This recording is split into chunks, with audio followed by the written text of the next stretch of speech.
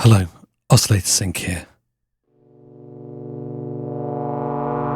The Neutral Labs Elmyra 2 is one of my favourite synths from a small creator. It's been out for a few years now, and it's been updated a few times during its lifespan.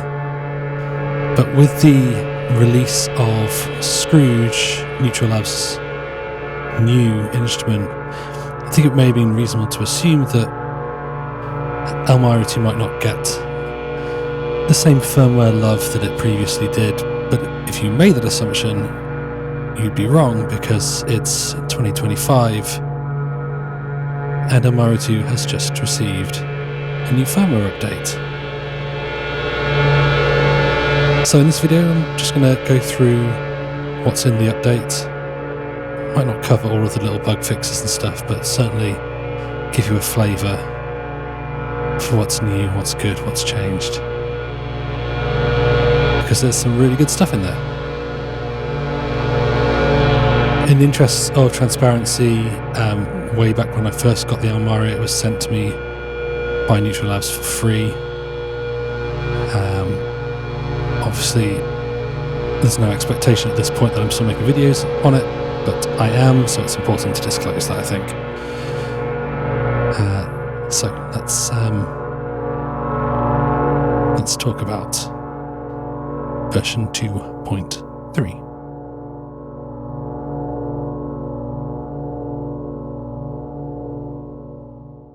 We'll start with something entirely functional before we get into the more fun sonic stuff, but this one's actually kind of a big deal because it addresses probably my biggest frustration with the Elmyra 2.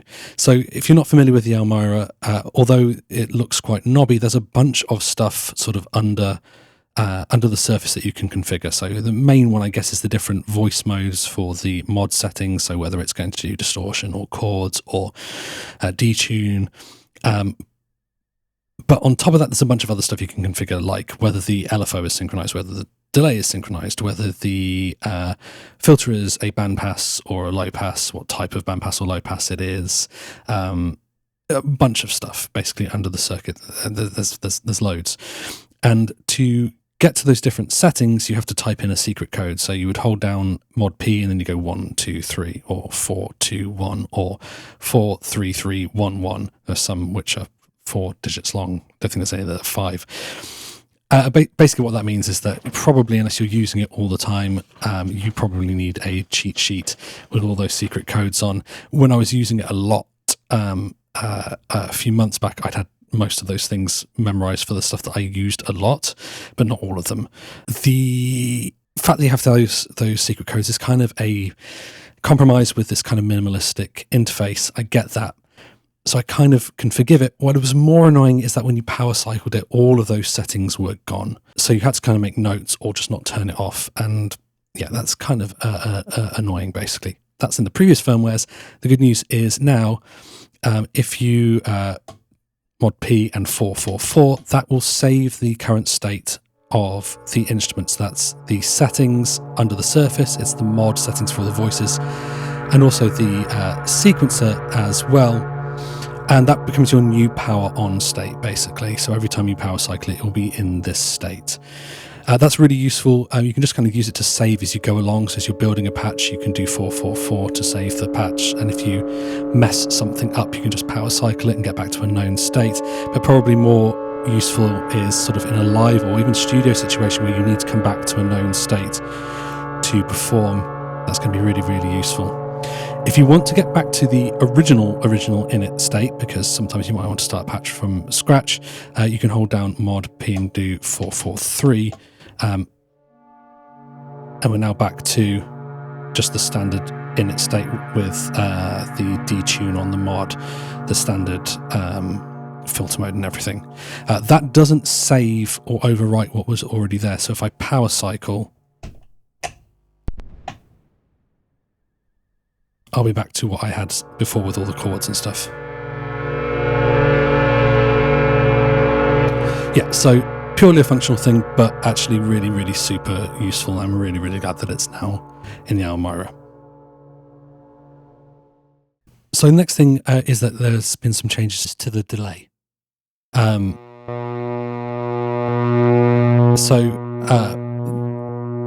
way that the filter feeds back has been changed and improved. Now, what used to happen, I'm just going to watch my levels here, is that the delay, which is a digital delay, kind of a dirty one, you kind of hear it there, with the feedback turned up really, really high, would tend to kind of almost lock up, like it would go towards like DC, which would then choke out everything else that was happening in the synth, and it sounds to me like that has been addressed. There's also been a tweak to the mix knob where the range of it is a bit more sensible in terms of the balance. But the main one that I want to talk about is that we now have a way to change the character of the delay by changing its feedback sort of color. So this is kind of the default color, so it's kind of dark-ish, but not like super, super dark. But we can now change that. So this is actually, strictly speaking, one of the brighter settings. So if we go and type in the code 321, we're going to go to the absolute darkest version of the delay.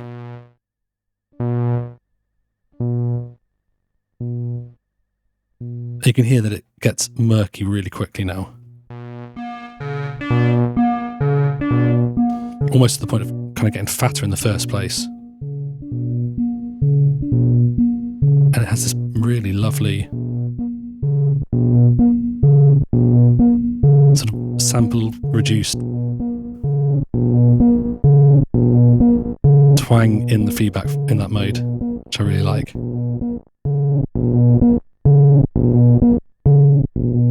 And then you can move up the brightness, so 322 is the next level up.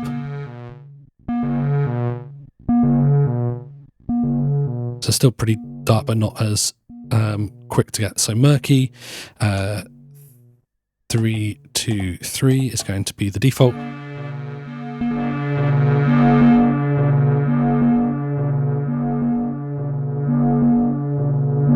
Here it's a bit more crunchy. This is what we were getting before. So it sort of tends more towards sort of distortion rather than that sort of sample reduced sound that we were getting on the other mode. And I assumed that I would prefer things darker, but I found actually 324, the brightest mode, in its feedback introduces some really interesting artifacts that I find quite pleasant. So here it's much brighter, it's kind of not taking down the bottom end at all.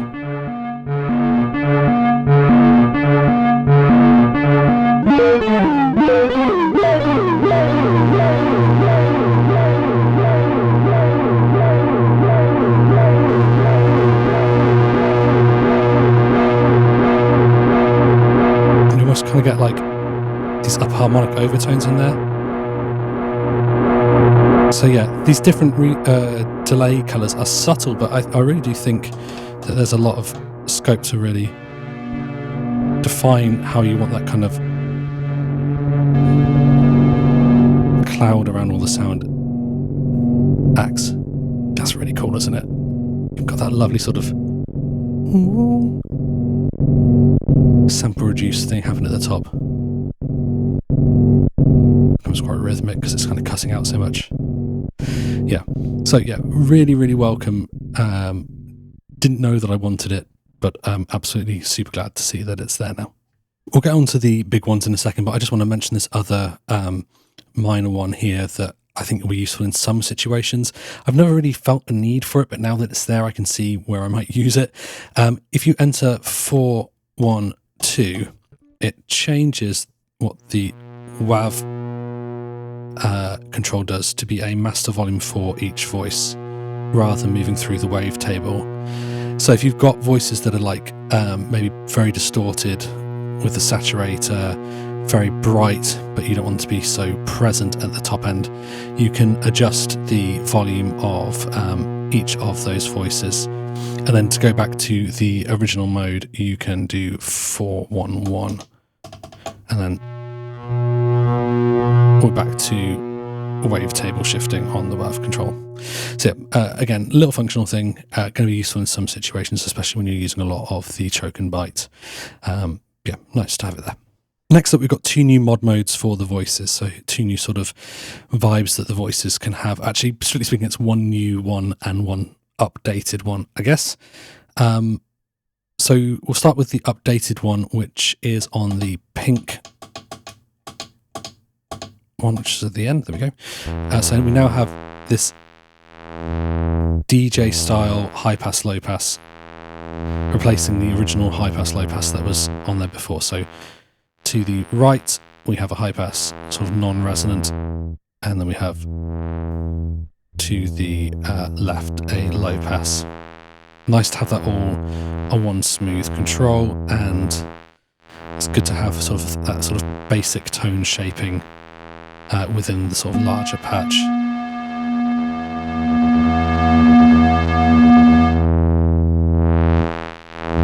Great. The other new one, the new one, is this sort of lime green one here. And what this is a dual oscillator. So we already had kind of a chord mode, we had the detune mode. This allows you to freely tune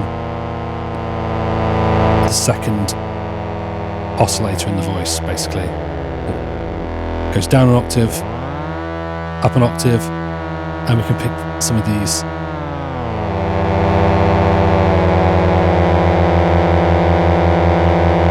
sort of greasier in-between tones to get some of that beating happening. Or we can sort of pick a chord interval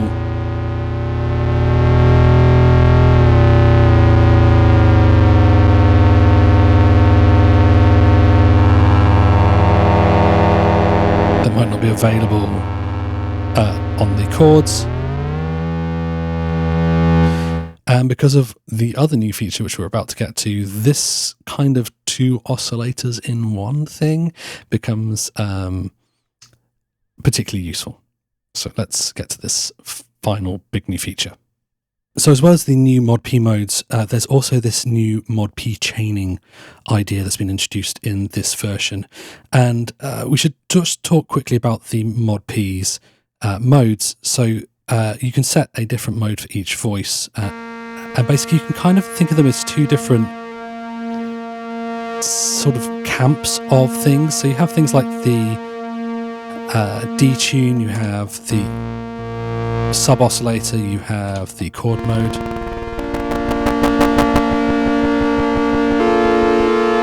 And the new dual mode, which kind of introduce additional oscillators into the voice. They add something.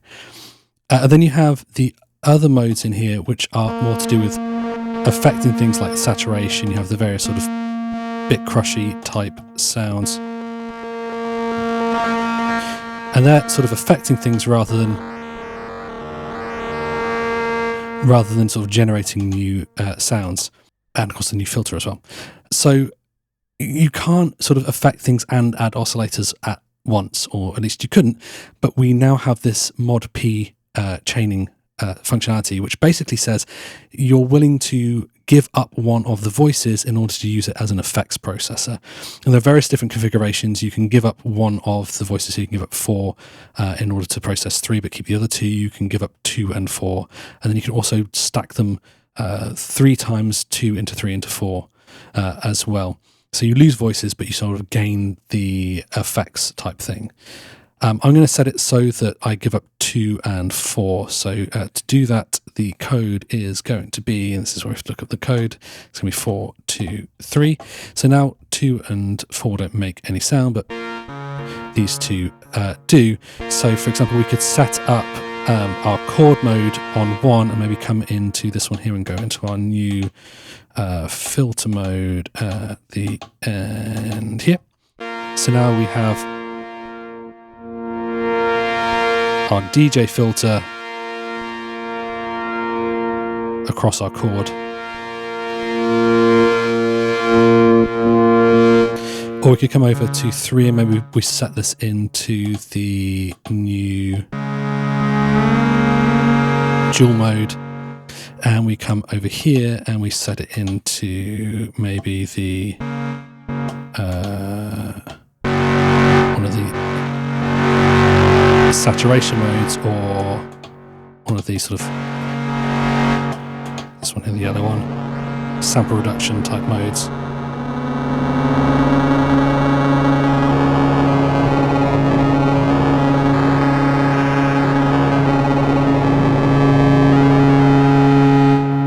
And we can process one voice with another. That's really, really neat. Obviously, you do lose a voice, but with the dual and the chord, perhaps you can kind of work around stuff. The other thing to note here is that just because you're sacrificing the voice doesn't mean you're sacrificing the envelope. So we could say patch the envelope into like the wave control of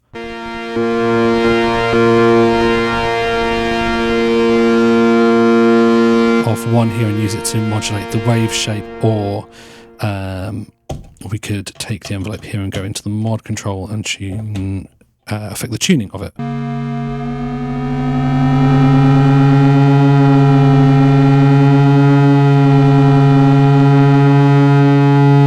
So we're affecting the tuning of that mod control there rather than tuning of the whole thing. So our root note is droning.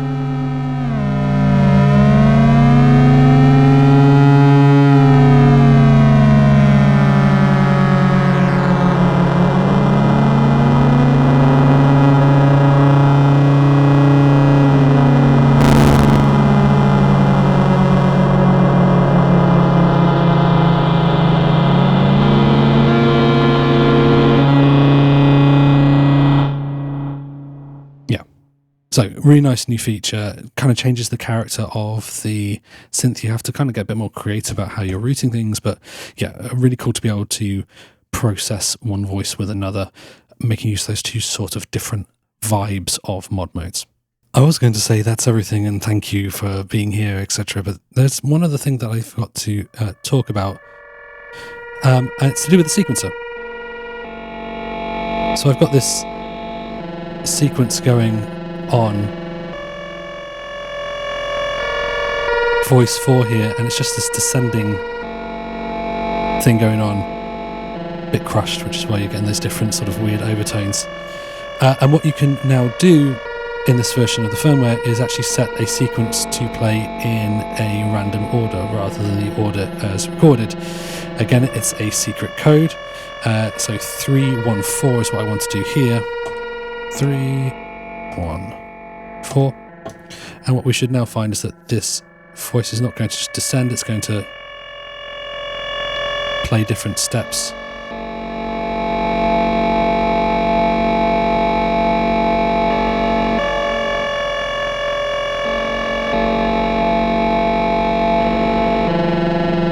Rather than just that descending figure. You can set that per voice, and you can also turn it off all at once as well.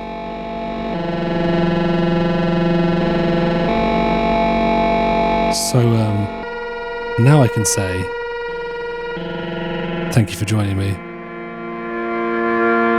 I hope this was a useful look at some of the new features.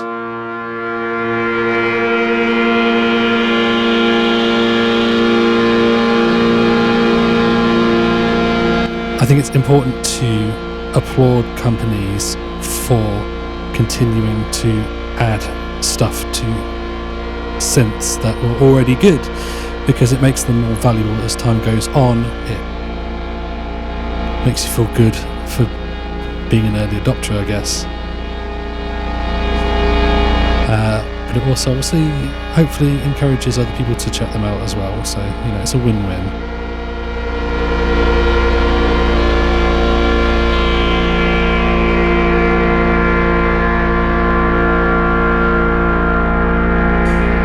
So now that we've covered everything, I will say thank you as always for joining me.